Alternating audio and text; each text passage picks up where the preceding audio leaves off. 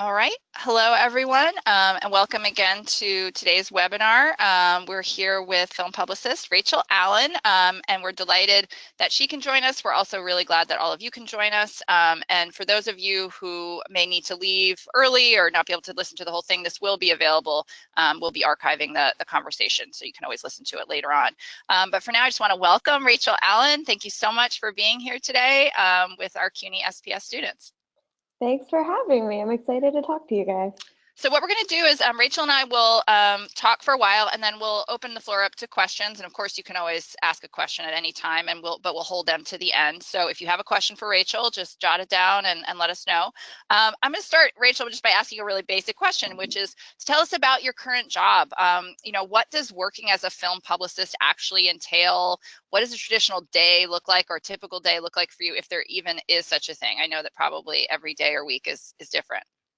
Yeah, being a film publicist is a very specific niche, but what we do at Cinetic is we handle PR for theatrical film releases of independent films, documentary films, and foreign language films. We also work at film festivals representing films that don't have distribution, try to find distributors. So on any given day, I could be out at a film festival at Sundance or Toronto, running around with filmmakers and screenings. But a regular day is spent pitching press on films, inviting press to screenings, talking to them after the screenings to see what they thought, setting up interviews and press days and press junkets. And then if we have press days, taking talent or filmmakers around to any of the TV shows that film out of New York and radio and all of that. So it's really a lot of time spent away from the desk, but also a lot of emailing. Like nowadays, it used to be in PR was all about the phone. You'd be calling people, calling journalists, but today we do almost everything over email. So it's crafting pitches, reaching out to journalists that we think have, interests that align with a specific film that I'm working on, that I'm pitching, and trying to get them to watch it or do an interview, and lots of just kind of coordinating between the distributor and the filmmakers and the journalists, and just making sure that everyone connects so that we get press and reviews and features and everything that you read about movies on the internet and a newspaper kind of comes through us. We help facilitate all of that. That's great. And so obviously writing is paramount. My students are probably tired of hearing me say that, but it sounds like you really need to be an expert and very sort of sophisticated communicator and to make these sorts of relationships and pitches work. Yeah, it's a lot of writing. I mean, we work from, copy and text that is, either given to us by the filmmakers. Sometimes we help craft the synopses that we use for pitching. But it's all about finding different angles and things that you think will be attractive about the film and then presenting them to journalists. So it's a lot of writing. We do press releases as well. So you need to have very, high capacity for emailing a lot and emailing with precision and being able to stay on top of all of the information that's coming across your inbox. Well, and before we go further, because there's actually a lot of questions I want to ask as a follow-up to that, you just happen to sort of, sneak into the conversation that, you do attend film festivals like Sundance in Toronto, right? So not to focus on the most glamorous aspect of the job first, but I know that Sundance just happened in January. Could you sort of just give a sense of what happens when you attend a film festival and what that looks like? Yeah, totally. Film festivals are one of my favorite parts of the job, and that's one of the reasons that I came to this job and this company, is because they really have a focus on festivals. So at Sundance, what happens is producers will come to us, in the months before the festivals, as soon as they found out they've been accepted, and they'll say, we want you to represent the film. And what we do is we set up screenings in advance of the festival. So we try to get journalists that we think will align with the film and will like it, as well as trade critics. So Variety, Hollywood Reporter, IndieWire, Deadline, Wrap, Screen. We try to show the films to those critics early so we can make sure that they get the attention that they deserve out of the festival. Because at a film festival, there's 4,000 screenings happening. Right. So distinguishing your film is and can be the biggest hurdle if you don't have like a giant celebrity in it, which a lot of our films are like independent films from small filmmakers, and doesn't make them any less worthy. It just means that it's hard to get as much attention, especially from a festival like Sundance, where it's very heavy with studios and studios being like Variety or Vulture will set up a photo studio, and you bring all of your talent from your movies to the studio, and they'll do a video interview and photos, and that's all the kind of glamorous, they give away free stuff and all. That's kind of what you imagine when you hear about it. But it's a lot about screening the film in advance, doing, getting the films into all of the right curtain raisers, which is what we call all of the pieces that run leading up to a festival, all of those lists that you see about most anticipated films at the Sundance Film Festival. That is something that's very important for us to get our films into, especially if they're looking for a distributor, because you want it to be like a hot title so that distributors will come to the screenings and check it out, and then hopefully buy it. And then right after the screenings, the most important thing we do is get reactions, which can be a very stressful part of the job. Twitter has really helped with that a lot, because bombarding, journalists after the screenings is always a kind of a delicate minefield. But the most important thing is getting all of these reactions. We put them together into reaction documents, and then we'll send them to whoever the sales agents are, because the sales agents are the people selling the movie to distributors. And if we can say, hey, Manola Dargis from the New York Times loved the movie, and we have a positive reaction from her, that's very attractive to a distributor, because they say, oh, we know the press loved this movie. When we release it in however many months down the line, it will have this support from the press, and it really helps sell the films. That's fascinating. So you're saying, so Twitter's been helpful in the sense that you have critics, for instance, sort of tweeting an initial response to a film so that you can then follow up with people that reacted in a positive way? Exactly. We follow up with everyone that comes to our screenings, but the instant knee-jerk Twitter reactions that you see at film festivals are very helpful, because it's hard for us to find every single person that's in an audience at Sundance and get their reaction immediately. So it helps us. We have someone on, back in New York who is scanning Twitter every time a film premieres and putting it into the document, and then we add our reactions that we get from them firsthand all into one kind of combined document that we send out. Yeah. I had never heard of reaction documents. I didn't know that was like a genre of memos. Fascinating. Oh my gosh, all these inside lingo that you don't know about from the outside. It's a lot of that sort of thing to help get the movie sold. And then also the public facing stuff, the most public facing things we do is all the photo studios and things like that. Yeah.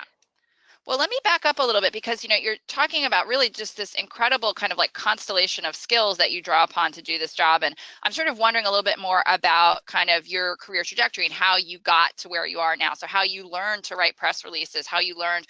So if maybe you could just talk a little bit about sort of starting with, kind of your undergraduate years at Barnard here in New York, where you were film studies major, kind of what the kind of steps you took towards your current position, and what were they, and sort of what you learned along the way, lessons that could be extracted. Yeah, definitely. When I was at Barnard, I originally thought I wanted to do business, which is not a thing that you can do at Barnard. It's a liberal arts college, but I was taking economics classes and things. And then I just kept saying, oh, I want to take more film classes, or I don't need to take this, this econ class. I want to take this film class. And eventually realized that that's what interested me most. So I just kind of followed. So interesting. So you weren't a film person coming into college? I mean, I was a film person. Like, I loved movies. And like the first thing I did when I got to New York was started going to see all these movies that I couldn't have seen back. I'm from Ohio, so I couldn't see a lot of those movies. But I always thought it was just like a pastime. And then very quickly I realized that I found it fascinating and I loved it, and I became a film major. And I followed that interest just kind of to internships that ultimately led me to PR. So I mean, the biggest thing that I always tell students is like, follow what you're interested in, because if you have a passion for something, you'll find whatever part of that industry that you can work in. Like if you love movies, you don't have to be a filmmaker. If you love fashion, you don't have to be a fashion designer. You know, you can, there's so many, you know, communications, marketing, and many other roles. So for me, when I started, first, after my freshman year of college, I got an internship at a film festival in the Midwest because I just thought it was cool and thought it was something to do with my summer. And I did like sponsorship and nothing related to PR, but then it led to another film internship that happened to be in PR at Fox Searchlight.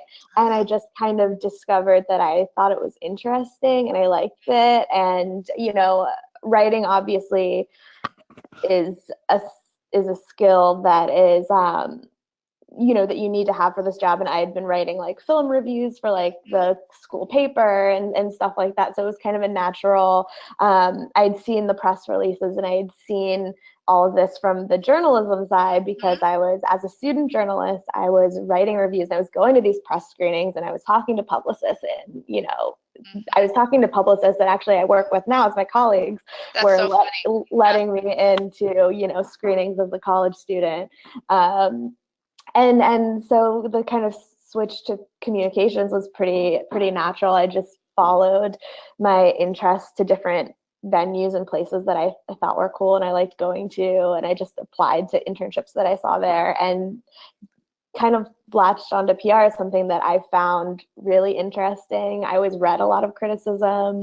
I always was very, you know, on film Twitter and reading as much as I could about the films that I liked. And that's a lot of what my job is like reading critics and knowing the critics and knowing their sensibilities. And I just thought it was really cool. And additionally, you know, we get to do the fun things like red carpet premieres and, you know, deal with celebrities and filmmakers that, you know, you wrote papers on in college that I'm now getting to work on their movies. And so, you're actually getting to use, I'd imagine, some of your undergraduate like experience, right, in doing that, because you have a background in film history and film theory that maybe not everyone in this line of work even has necessarily. Absolutely. Yeah, it helps that, you know, that knowledge of film from that side of things certainly informs how I'm pitching a movie and the things, you know, like this, I'm working on a movie right now that has this insane hour-long single shot take. It's this Chinese film called Long Day's Journey into Night, and it's this insane feat of filmmaking. It's 3D, it's an hour long, it's one shot, no cuts whatsoever. It's this crazy choreography. And I think like my knowledge of you know, filmmaking and you know, the history of the long take and all of those things, like and aesthetics, I know that this is something that's never been done before, and I can promote it in that way. And it helps when talking to journalists too, because they have, you know, similar knowledge and interest in the film world, and I think they recognize when you are also interested. Absolutely. And I'm sure it helps when talking to filmmakers too, right? Who can appreciate that you, like, especially I know you worked at the, you know, the New York Film Festival here in New York. You're probably having to interface, I would guess, with some of the filmmakers. And I'm sure they were really glad to talk to someone who actually can understand what their project is, right? And think about it in this more kind of holistic way. Yeah, totally. And most filmmakers just want to be able to like talk movies and hang out and not feel stressed out when they're, you know, when you're with them. So yeah, it definitely helps. So I just kind of, you know, throughout college, just continued to intern in marketing or PR, things of that sort. And I gained all of the skills that I pretty much use now in my day-to-day job for, you know, since I graduated, all while I was in college, just through these internships. I got the chance to draft press releases, and I learned the style and the formatting from the internships that I had. And I learned how to, you know, handle a red carpet because I got to be an intern on the red carpets and help out. And by watching and seeing, I really learned a lot. And by the time I graduated, through all of my internships, I kind of knew exactly how to do what I was doing and just jumped right in. That's great. So they kind of gave you kind of on the ground training in a sense ahead of time. Absolutely. Just to ask a couple more questions about internships, because I think that's a topic that a lot of students sort of like, they understand sort of vaguely that those are good things to do, but sometimes they don't understand either how to get them. Were these things that you were pursuing over the summer or sort of simultaneously during the semester alongside your coursework? Were you getting course credit for them? If you could just talk a little bit, and even just how you found them, what kind of the process was like. Yeah, I mean, internships are crucial to me, and I think that's like the most important thing you can do. Like, I love Barnard and the education I got, but really, like, like the best thing for my career, at least, was the fact that I was in New York. And I think, you know, that everyone that goes to CUNY has the same opportunities that I did. Was basically just as much as I possibly could around my coursework, I interned. And I also, you know, I had student, you know, work jobs on the side too, because, you know, that's a big, you know, I know a bar to a lot of people for internships is having jobs as well. And it's worth making the time. I mean, there was a semester where I had 2 internships my senior year. And then also I was working at the library from like midnight to 2 a.m. Wow. Just because I knew that it was worth that sacrifice to get the experience at these internships. And it really was. I always, when I like was planning my course schedules as often as possible, planned to have 2 days open. So I would try to take Tuesday, Thursday classes or Wednesday, Monday classes, so that I knew I would have like Friday and maybe like a morning or another day open. And with film classes, it was a lot easier because most film classes were like once a week, 4-hour chunk. Block, right. But I really organized the schedule with the idea of like always trying to have an internship.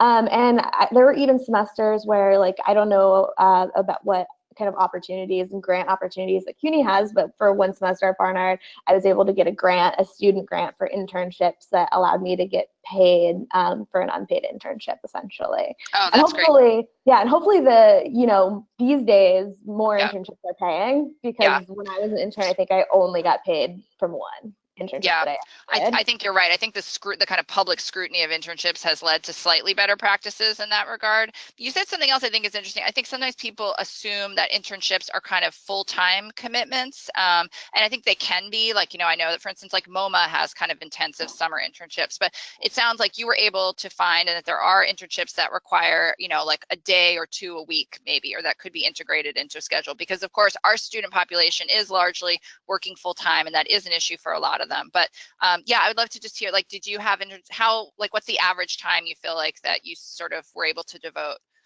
to usually 2 days a week. Okay. Like, I don't think, you know, most internships shouldn't require more than that, because, you know, you're supposed to be also taking classes and everything. So I would, even one year I had at Film Society, I did a Friday and like a Tuesday morning to like 2. Yeah. And I think if you really are passionate about it and you want to have this internship, most places are willing to work with you if they want to hire you. And as far as finding the internships, I really just, the places that I liked that I wanted to go, I checked their websites, because a lot of places, you know, if you look on a generic like entertainmentcareers.com, like they'll have some internships, like for sure. But I knew that like, oh, I like going to the Film Society of Lincoln Center, and I like going to the Museum of the Moving Image. So I just, you know, a month or 2 before the next semester, I would just keep an eye every once in a while on their websites, on their jobs tab of their webpage, where they would list things. And that's really how I got a lot of my internships, was just by looking on people's websites rather than job career sites, or like, you know, Columbia's and Barnard's like career, like intern sites that they have. I mean, obviously those are resources to use, but I found that just by, you know, being interested in places and keeping an eye on them, and that goes for finding a job too. Like that, I did the same exact thing with jobs, is like, if you like somewhere and it's a place that you're like, oh, I would like to work there, I would like to internship there, just keep an eye on it, because they will post when they have openings for sure. That's great. And so, you know, I think that advice about a more targeted search is really key. And I think that's a great lesson, because I do think sometimes we rely overly on just these giant kind of clearinghouse databases that are really often kind of almost unusable. And the other question I was going to ask you is sort of how you feel like how you transitioned. You said that, you know, you kind of came out of college feeling fully prepared for your first kind of full-time job, but what was that, you know, sort of transition like? Do you feel like you were drawing on contacts you had developed in the course of doing your internships? How did you kind of land that first gig? Yeah, my first job was actually directly from an internship. I interned at Disney Studios my second semester, senior year. And they hired a promotions and marketing company to work with them. Okay. And so I kind of worked in office at Disney, but we were really working with this kind of like promotions marketing company called Allied. And they're a big like nationwide company. They have offices all over the country and they do regional publicity usually. Okay. In New York, their office is mostly promotions because a lot of distributors and studios have they have their own offices in New York, so they don't need because it's a big enough market. But Allied has offices in San Francisco and Chicago and Cleveland and Buffalo and all these places. So it's really like a nationwide entertainment marketing firm. So I was working with them at Disney, and then my intern boss, like, thought I was doing a great job and said, hey, like, you should apply for, if you're looking for jobs, like, we'll be hiring for, entry level positions, So I applied through them directly, pretty much. And I'd been interviewing aggressively like my last month of school or so. Like I was taking a lot of I'd fulfilled all my course requirements and everything, so I was taking more kind of like seminars that I was interested in my second semester senior year, and I just kind of made that decision of like, I'm going to go to interviews. I'm like, my cyberpunk fiction class is going to be fine if I miss a class, if I miss an hour, if I miss a class. And I really I was interviewing for as many jobs as I could get an interview for, just anything in the film world that I could. And but really like this Allied job ended up being the perfect thing because I was able to segue like right in from graduation. That's perfect. Were you doing informational interviews at the time too, or were these all sort of jobs you had seen posted and you were applying for? Mostly jobs that I had seen posted for, and I was asking old intern bosses if they heard of anything. Like my intern boss at Film Society, he was really great about forwarding me things because the film world is very much like, it's a very small community and everyone knows everyone. So while listings are,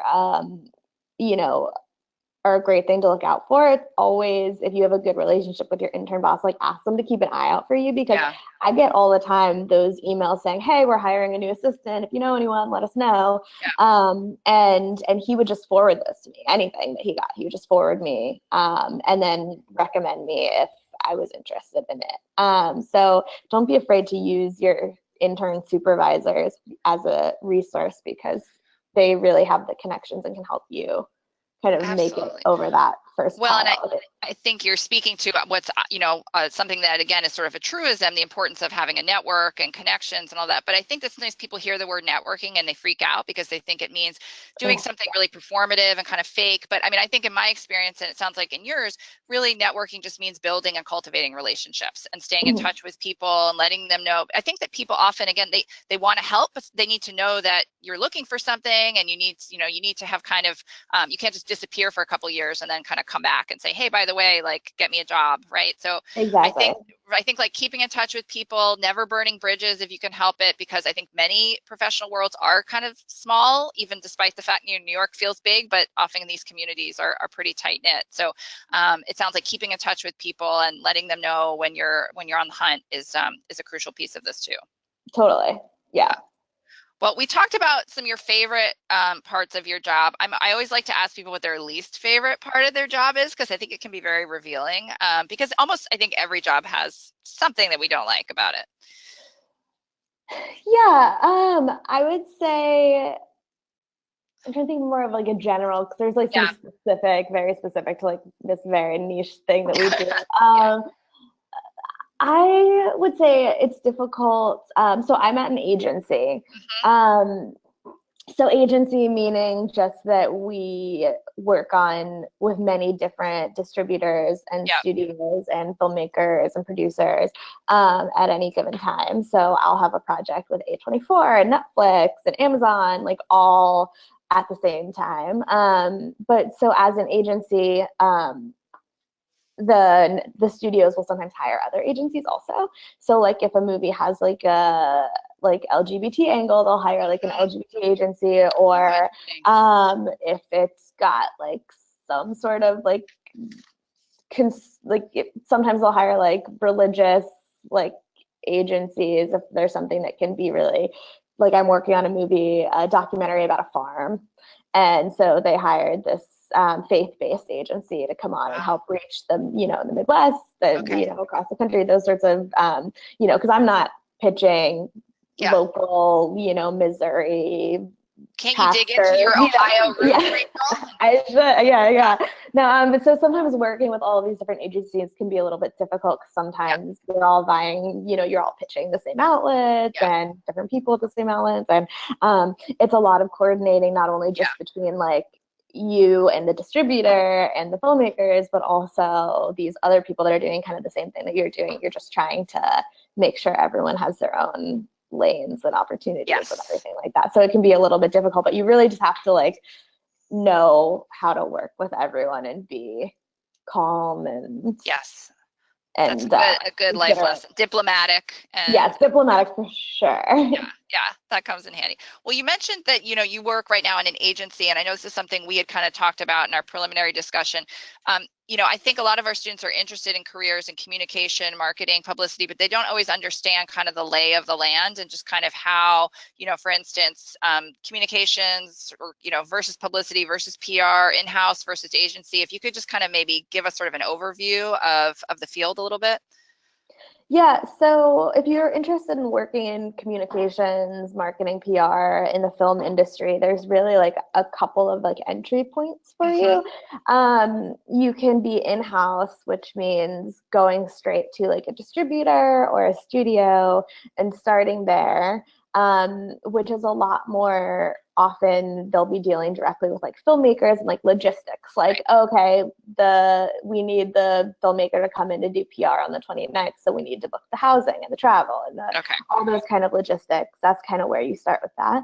So that would have been like you working for Fox Searchlight, for instance. Exactly, yeah, like as an assistant or coordinator.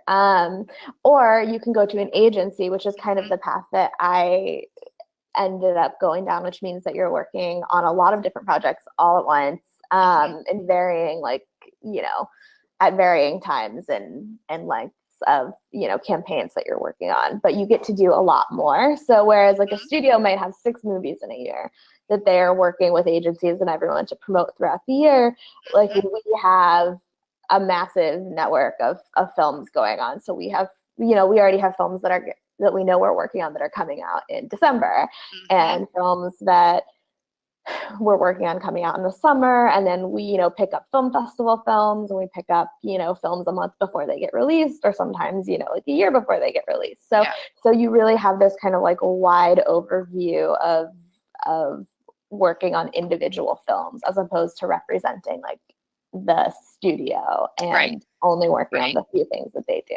So it gives you a lot more kind of experience, because one studio might do something like a totally different way than another, and you really get to learn how everyone works. And I think it's a really great jumping off point for if you eventually do want to go in-house, you kind of get those relationships and you make the relationships with the filmmakers and all of the different distributors, and you really kind of get a wider sense of what's going on. Or you could also, like I worked at movie theaters because I like classic cinema and repertory houses in New York. So that kind of led me to like Film Society and Film Forum, where I was working for the movie theater. So we would be playing movies by distributors, and we would have small film festivals, and we would be representing, like restorations of films that are old and re-releasing. So it was kind of a mix of getting to work on, cinema history stuff as well as working on new films. But so you can really look at like all of the different, like there's a lot of different ways you can kind of come at getting into the PR world, but usually your choice is going to be between like in-house or an agency, and it's a big thing to think about because an agency life is definitely a lot more crazy. There's a lot, you're working on more projects at once, but you also get more experience. So and it sounds like there's a fair amount of travel involved too, which can be exciting. Yeah. I mean, we take all of our assistants to Sundance and Toronto with us because we really need them on the ground. And that was the most exciting thing for me too when I was an assistant, was getting to go to the film festivals and getting to be on the ground and get that experience. And travel is something that like I have wanted to get back to after I was, in-house somewhere for a few years. I really missed getting able to travel to all the film festivals, and coming back to an agency was kind of the way that I got back to doing that. That's fast. Well, that's incredibly helpful, Rachel. And I feel like I'm learning a lot about the field, which I didn't even know. So I feel like we've covered a lot of the kind of like nitty gritty stuff. I want to kind of move to some of the fun questions. And we actually, or someone just wrote to ask the same question, which is, what is your favorite project that you've worked on, or maybe some of the favorite films and projects that you've worked on? Yeah, I guess one of the things that I haven't really mentioned that we do and that I've done in the past is working on awards campaigns, so Oscar campaigning, which is a big part of our industry. My current job, we really focus on doing awards campaigns for documentaries. So we've had the last 4 out of the last 5 best documentary winners. And then when I was at, I mean, I cannot claim because I've only been here in this position for a year, but so that's really a specialty we do. And then my last PR job at an agency was at a agency that really focused on awards campaigning. So I worked on 2 really formative things for my kind of career, 2 formative films. One being the Coen brothers Inside Llewyn Davis, which is one of my favorite movies of all time. Yeah, I loved it. But we worked on it from, you know, when it premiered in Cannes, like full on through, you know, Oscar season, and that was the first time I really got to see the whole like kind of expanse of a film from the festival premiere through its release in the fall, through, you know, and all the festivals that it goes to kind of in between its premiere and the release, and then through the awards campaign. And kind of the idea of like being with a film for that long is like a really special thing to get to do. Also being with Oscar Isaacs for that long is a really special thing. I know, he is a delight, and I like to say that, like, little fangirling. I've been on the Oscar Isaac train before a lot. Well before Star Wars. And then also similarly in that vein, the next year I worked on Boyhood, which is Richard Linklater's. You know, he filmed it over 12 years with Patricia Arquette and Ethan Hawke. And I deeply love it and everyone involved. And that's another one that we worked on from Sundance in January. We worked on it all and ran the whole campaign, everything through release in the summer, and then through, you know, it was nominated for Best Picture, and it was six Oscar nominations. And that was, you know, in February. So we worked on it for, you know, over 14 months.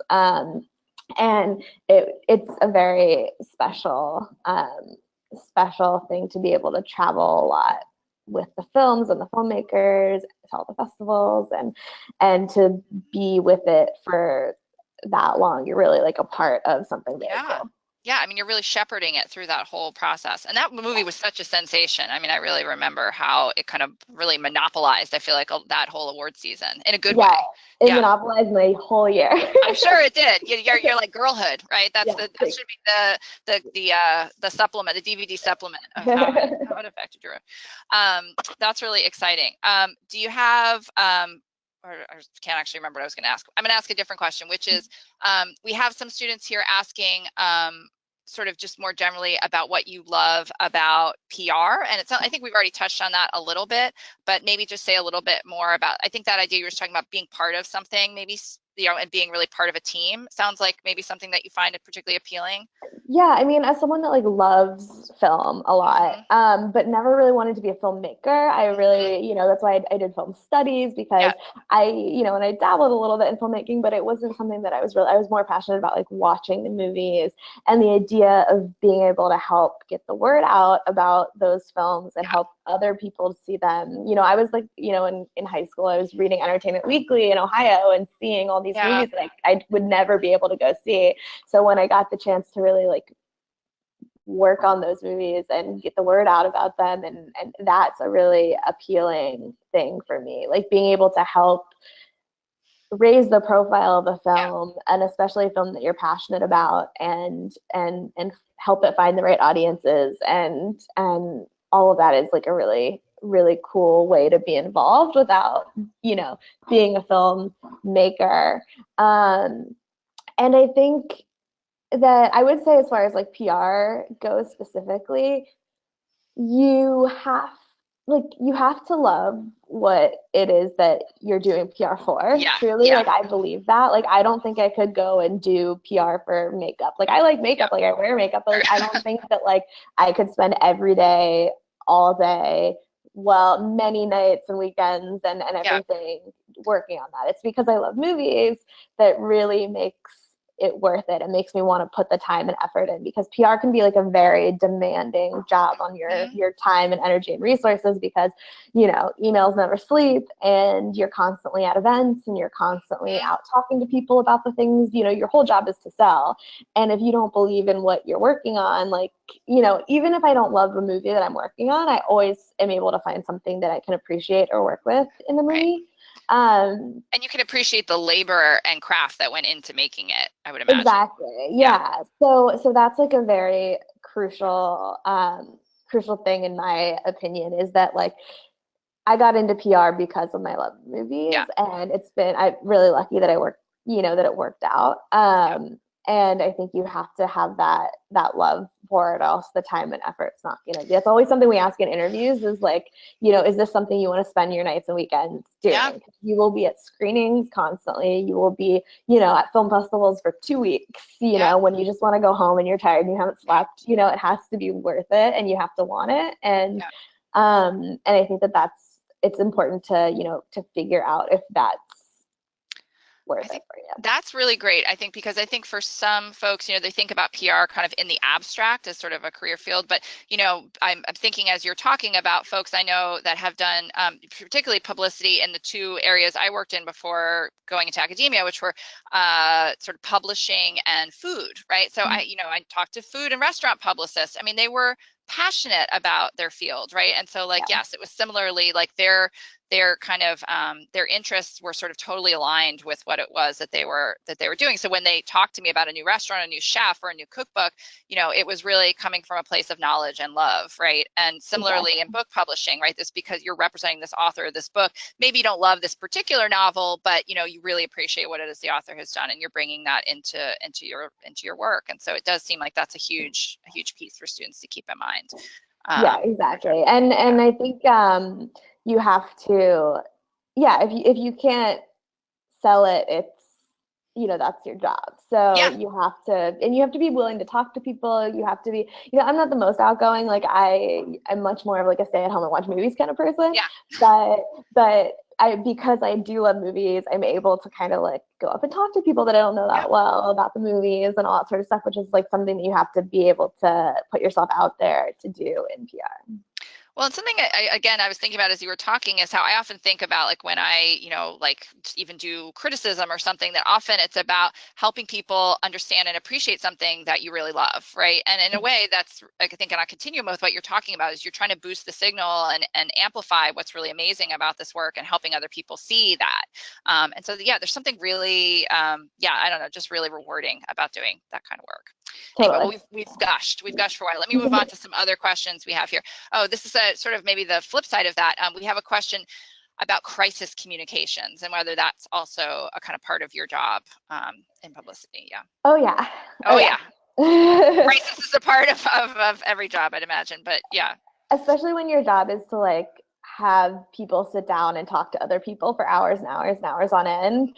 Sometimes someone can say the wrong Oh thing, yes. or Lars von Trier. Yes. No. Just kidding. oh yes, no, Lars von Trier Yeah. for sure. I mean, I didn't work on his last movie, but our company did work on Yeah. the House of Oh my Jackson. goodness. Okay. Yeah. So you have to know how to position things, and you have to know how to can smooth over anything. And also an important part is to like not connect someone with someone that probably has an ulterior motive, Yeah. like we're not going to sit people down with TMZ, that Right. sort of thing. Right. But like if something does happen, then you really do have to. I remember I worked on Sorry to Bother You, Mm-hmm. which was Boots Riley's movie that Oh came my out God. last I didn't summer. know that, Rachel.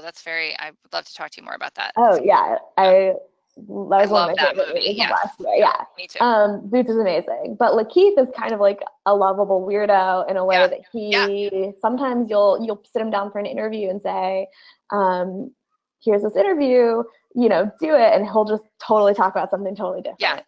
And when you have someone like that, you have to really plan in advance.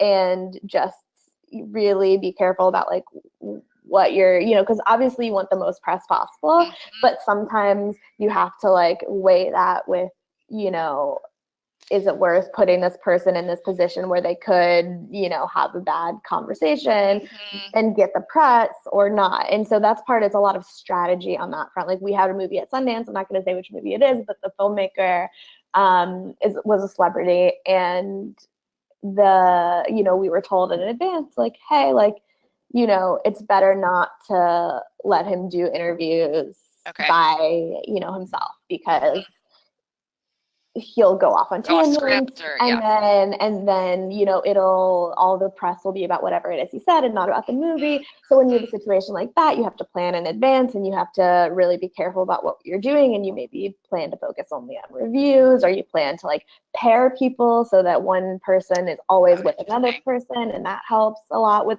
sometimes, and you can never control everything everyone's gonna say, so you just have to be prepared to like talk to the journalist, or change your whole plan of action depending on what happens. And it's a lot of like anticipating, but then also if something does happen, like jumping in, and you might have to reschedule an interview, or offer, pool of talent and offer another person from the movie instead, or do these sorts of things without making it seem like it's a crisis or anything. You just have to say, oh no, sorry, he actually plans changed and now he can't do it. I'm really sorry. Like, can this person do it? It's like it's all very much about keeping anything that might be an issue under wraps, and trying to like preempt it and deal with it before anything happens. And then if anything does happen, try to handle it very calmly without showing your cards, essentially. Yes.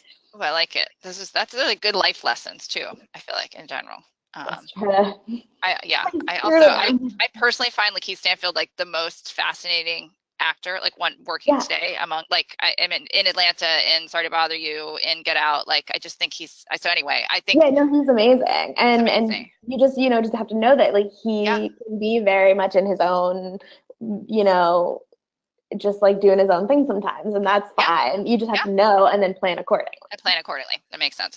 So kind of picking up this idea of sort of essential skills, and we kind of were highlighting some of them. Another question from a student is, what 3 skills would you say, that's a very specific number, are the most important for a job in PR, I guess, in general? And obviously you're talking specifically about film PR, but I think we could even just say like, what's like one piece of advice maybe that you would sort of offer to a student interested? I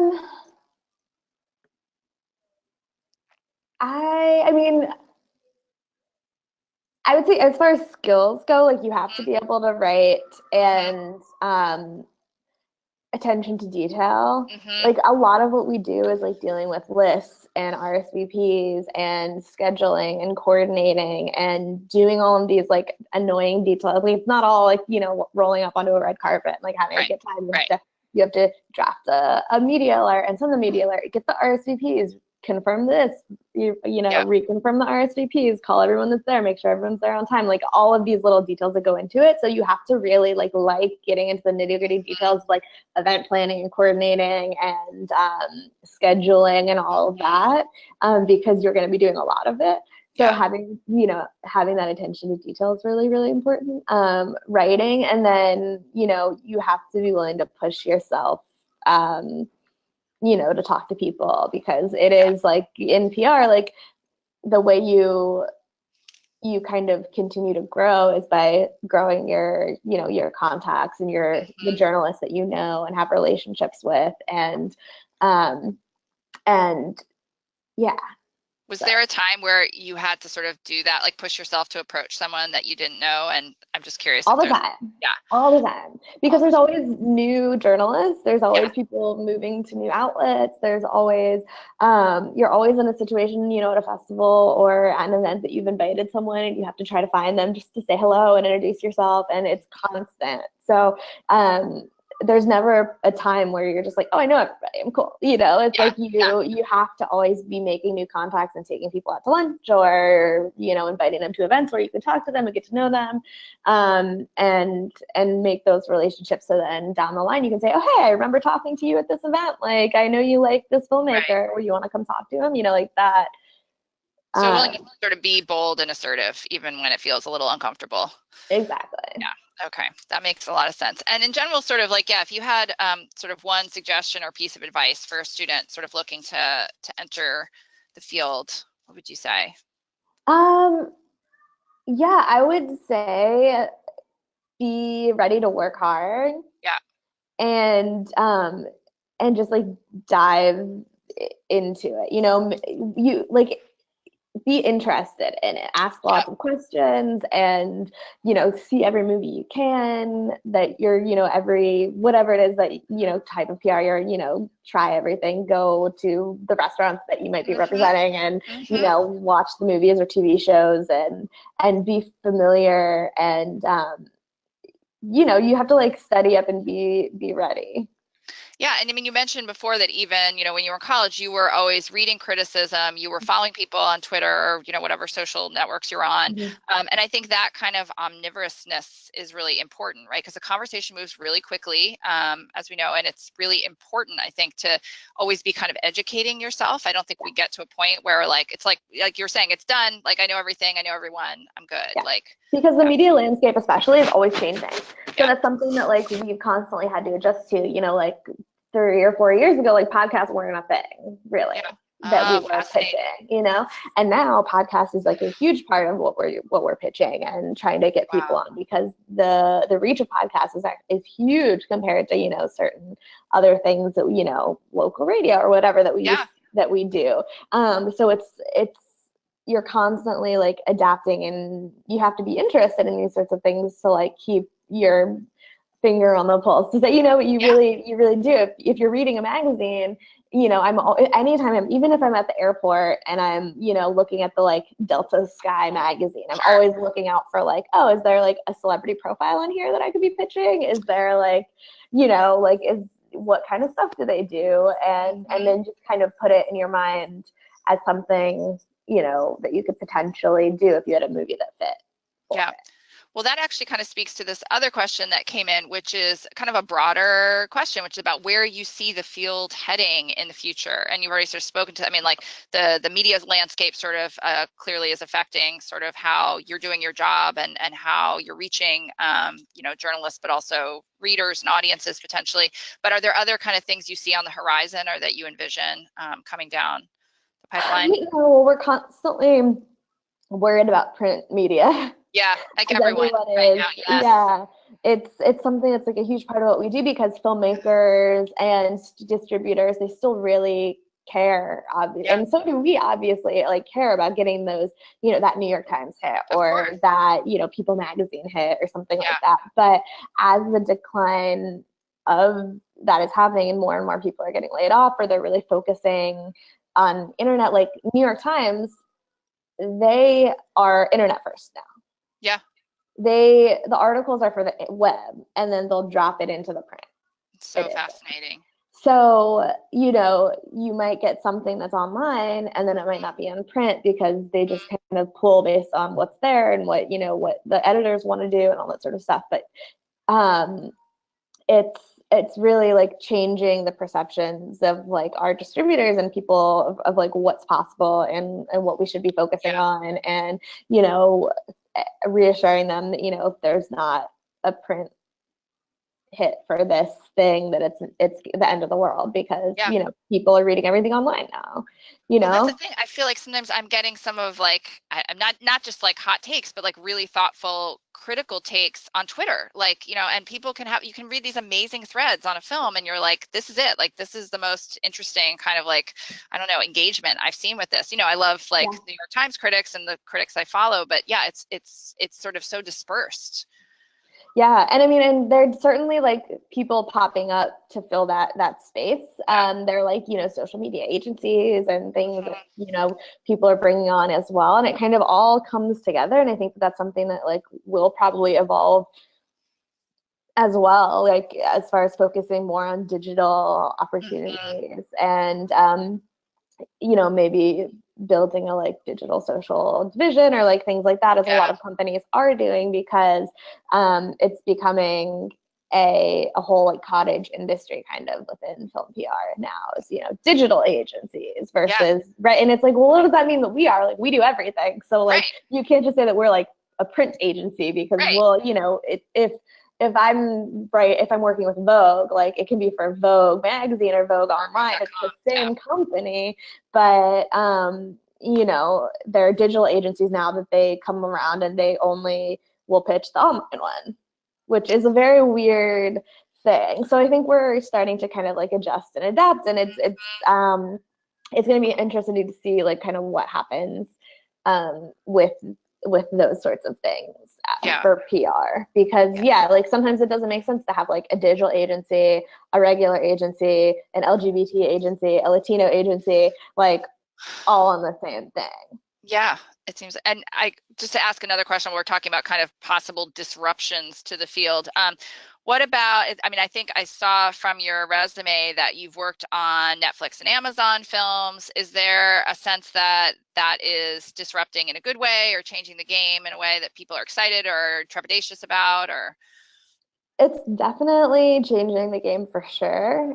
You just kind of have to roll with it. Like with Netflix, like we work with them a lot, and they're, hiring at a massive rate because they're releasing a massive amount of movies compared to, even this time last year, this time 3 months ago, they're releasing more and more.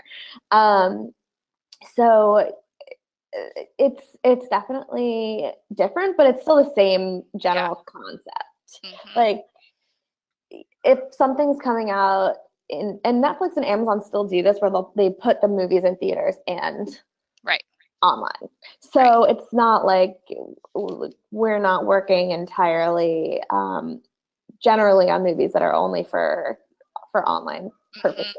They're still getting theatrical release. They're still getting theatrical releases. But it's definitely something that's changing. Like soon they may not, you know?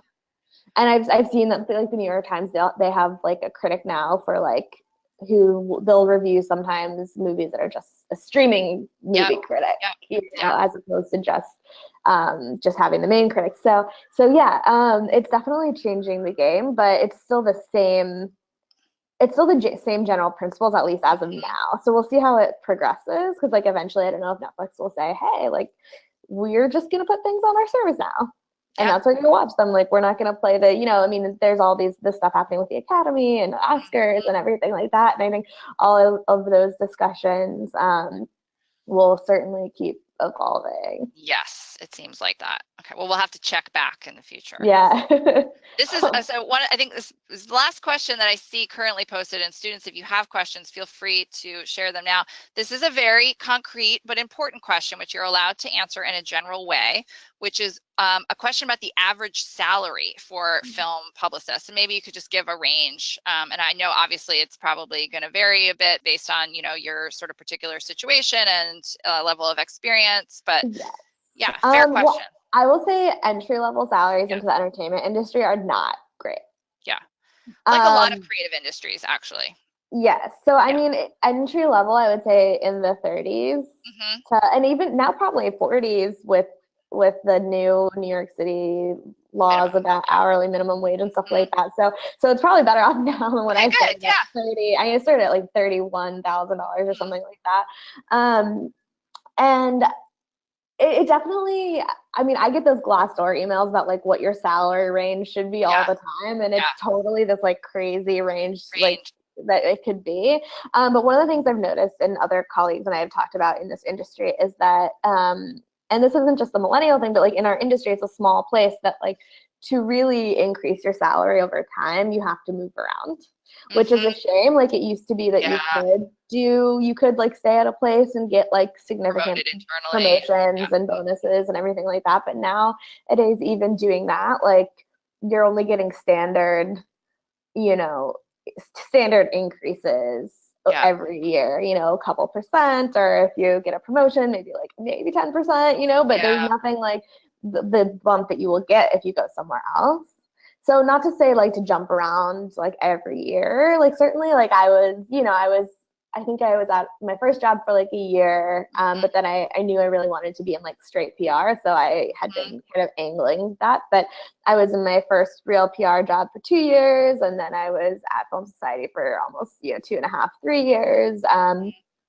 A film forum for one. So it's not that you have to be like jumping around every year. You certainly want to build up your contacts and your experience and everything like that. But when it is time for you to get a promotion or move really up to a next level and it, like definitely advocate for yourself in the company you're at. But I've found, at least in the industry, that it's a reality that to get those big bumps and to move yourself into that next bracket, that next, go from, 48K to 60K or something like that, like you generally will have to go somewhere else in order to make that happen. Well, that's unfortunate, but that's real talk. And thank you for sharing that, because I think people often are really mystified by those kinds of things. And it does seem to vary. Yeah, it's really hard. It's really the getting those big raises and big promotions at your company, like it's rare these days. I know. At least in the film industry, what we're, going, I mean, I think in a lot of industries, I really do. And I think, it's just like the whole nature of careers just look different. I mean, we were talking about this in our first webinar, where it used to, the kind of days where you had sort of one job and just kind of worked that, like, I think, are not totally long gone, but they're vanishing. And so, this kind of ways of managing your career become increasingly important. Yeah. Well, I don't see any other questions coming in, but if students who are listening or who are going to be listening to this, if you have questions, feel free to reach out to me. My email address is on the last slide of the webinar. And you can also, of course, reach out to the department. I'm happy to pass along any questions to Rachel if she would be willing to field them. But I just wanted to hire interns here. We hire interns. Okay, thank you. Very good. Good to know. Let me know if you're interested, and I can always connect you with Rachel. This has been a really insightful and valuable conversation. I feel like I learned a lot about kind of the life cycle of a film from distribution or from production to distribution. And I really appreciate you taking the time to talk with us. Of course. Thank you for having me. Thanks, guys. Okay, and I'm going to talk to you later about working on Sorry to Bother You, because I need to know. Yes, for sure. Okay. All right. Thanks so much, Rachel. Okay, and everyone, bye. And everyone that's out there, thanks again for joining us, and have a great rest of the week. Okay, bye-bye. Bye. Okay, that's not.